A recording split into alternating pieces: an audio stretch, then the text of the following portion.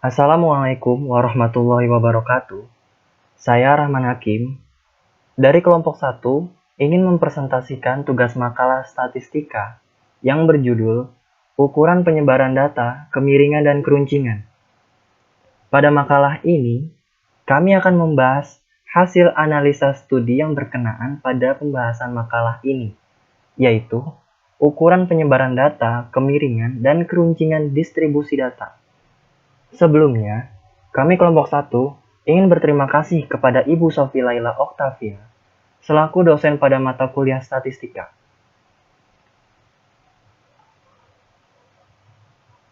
Adapun pembahasan yang akan kami jelaskan yaitu A. Pengertian statistika deskriptif, B. Pengertian dispersi data, C. Kegunaan ukuran penyebaran data, D. Kemiringan dan keruncingan data, E. Analisa ukuran penyebaran data menggunakan Microsoft Excel, F. Cara membaca nilai kurtosis dan sweetness, dan yang terakhir, uji normalitas kurtosis dan sweetness. Selanjutnya kita akan memasuki sebuah pembahasan. A. Pengertian statistika deskriptif. Statistika deskriptif merupakan metode yang berkaitan dengan pengumpulan dan penyajian suatu gugus data, sehingga memberikan informasi yang berguna. Hal ini melibatkan proses kuantifikasi dari penemuan suatu fenomena. Berbagai statistik sederhana, seperti rata-rata, dihitung dan ditampilkan dalam bentuk tabel dan grafik. Statistika deskriptif dapat memberikan pengetahuan yang signifikan pada kejadian fenomena yang belum dikenal dan mendeteksi keterkaitan yang ada di dalamnya. Tetapi, dapatkah statistika deskriptif memberikan hasil yang bisa diterima secara ilmiah? Pada ilmu fisika, yang sangat berkaitan dengan ekstraksi dan formulasi persamaan matematik, tidak menyisakan banyak tempat untuk fluktuasi acak. Pada ilmu statistika, fluktuasi seperti itu dapat dijadikan model. Hubungan relasi statistik selanjutnya merupakan hubungan relasi yang menerangkan suatu proporsi perubahan stokastik yang pasti. Statistika deskriptif adalah ilmu yang mempelajari tentang cara mengumpulkan data, mengolah data, menyajikan data, lalu menganalisis data. B. Pengertian dispersi data. Penyebaran dispersi merupakan perserakan dari nilai observasi terhadap nilai rata-ratanya. Jadi rata-rata dari serangkaian nilai observasi tidak dapat diinterpretasikan secara terpisah dari hasil dispersi nilai-nilai tersebut sekitar rata-ratanya. Maka, makin besar variasi nilai XI, makin kurang representatif rata-rata distribusinya. Dispersi data bisa digunakan untuk membandingkan penyebaran dua distribusi data atau lebih. Adapun beberapa jenis pengukuran dispersi sebagai berikut. 1. Jangkauan range. Selisih antara batas atas dari kelas tertinggi dengan batas bawah dari kelas terendah. Yang kedua, simpangan rata-rata. Jumlah nilai mutlak dari selisih semua nilai dengan nilai rata-rata dibagi banyaknya data. Varian. Rata-rata hitung deviasi kuadrat setiap data terhadap rata-rata hitungnya. Yang keempat, standar deviasi. Akar kuadrat dari varian dan menunjukkan standar penyimpangan data terhadap nilai rata-ratanya.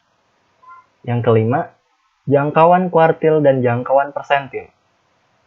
Bisa disebut juga simpangan kuartil atau semi antar kuartil atau juga bisa disebut dengan deviasi kuartil. Sedangkan jangkauan persentil 10 sampai dengan 90 disebut juga tentang persentil.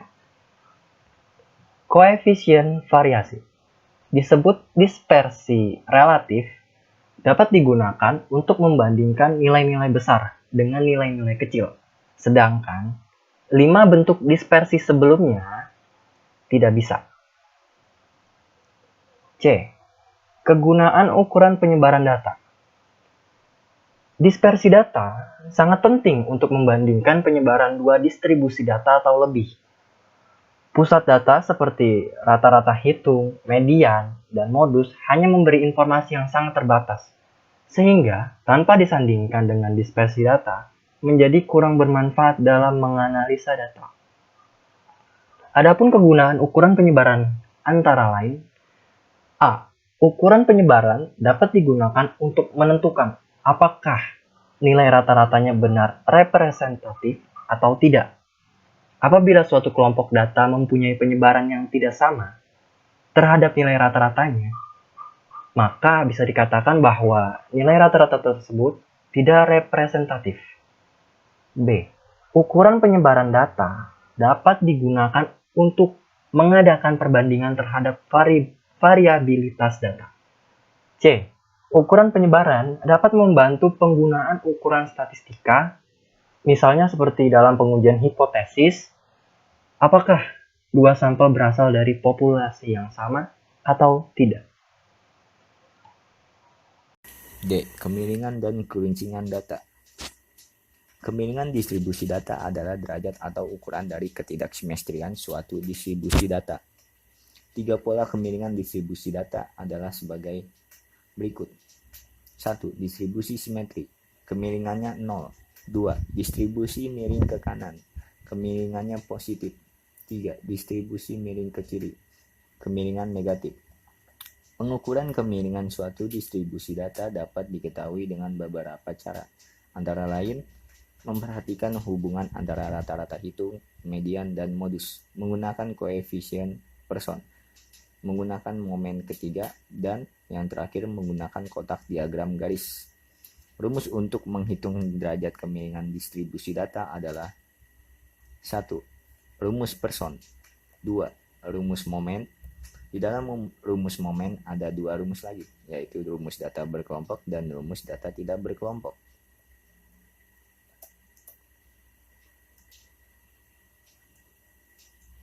3. Rumus Boole. Rumus ini menggunakan nilai kuartil. Q1 sebagai kuartil pertama, Q2 sebagai kuartil kedua, dan Q3 sebagai kuartil ketiga. B. Keruncingan distribusi data. Keruncingan distribusi data adalah derajat atau ukuran tinggi rendahnya puncak suatu distribusi data terhadap distribusi normalnya data. Keruncingan distribusi data disebut juga kurtosis. Ada 3 jenis derajat keruncingan. Yang pertama, leptokurtis adalah distribusi data yang puncaknya relatif tinggi. 2. Mesokurtis adalah distribusi data yang puncaknya normal. 3. Platikurtis adalah distribusi data yang puncaknya terlalu rendah dan terlalu mendatar.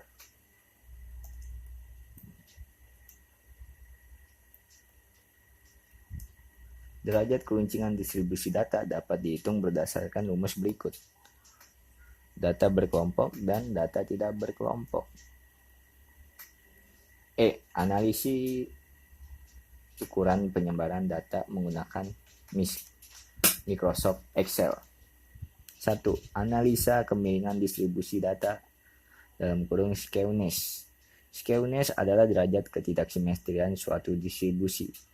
Jika kurva frekuensi suatu distribusi memiliki ekor yang lebih memanjang ke kanan, maka disimpulkan positif. Dan jika distribusi memiliki ekor yang lebih memanjang ke kiri, maka disimpulkan negatif. Secara perhitungan, skewness adalah momen ketiga terhadap mean, distribusi normal dan distribusi simetris lainnya. Misalnya distribusi T memiliki skewness 0. Cara penulisan rumus skewness di Excel adalah scale dalam kurung number 1, number 2, dan seterusnya, di mana number 1 dan number 2 berupa 1 kurang 255 argumen yang kita ingin hitung skewness-nya. Kita juga dapat menggunakan array tunggal atau referensi ke array, bukan argumen yang dipisahkan oleh koma. 2. Analisa keruncingan distribusi data. Kurtosis. Kurtosis adalah derajat keruncingan suatu distribusi. Biasanya diukur relatif terhadap distribusi normal.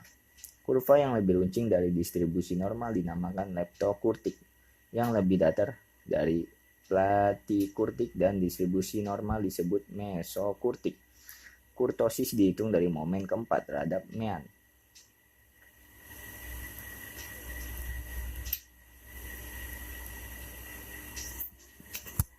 Cara penulisan rumus kurtosis di Excel adalah kurt number 1, number 2, di mana number 1 dan number 2 dapat berupa 1 kurang 255 argumen yang ingin dihitung kurtosisnya.